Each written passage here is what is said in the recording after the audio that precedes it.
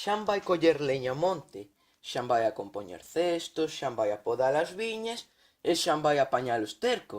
E leva o folo ao muiño, e trae o estrume ao cortello, e vai a fonte por auga, e vai a misa cos nenos, e fai o leite e o caldo.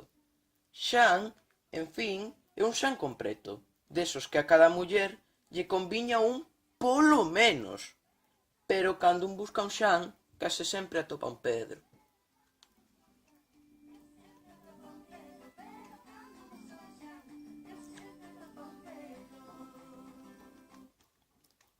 Pepa, afortunada Pepa, muller do Xan que sabemos, mentras seu home traballa, ela lava os pés no rego, cátalle as pulgas ao gato, peitea os longos cabelos, bótalles millo ás galiñas, marmura co irmán do crego, mira se hai ovos no niño, bota un ollo aos mazanceiros, e lambe a nata do leite. E si pode, bota un neto ca comadre, que agachado traio embaixo do mantelo.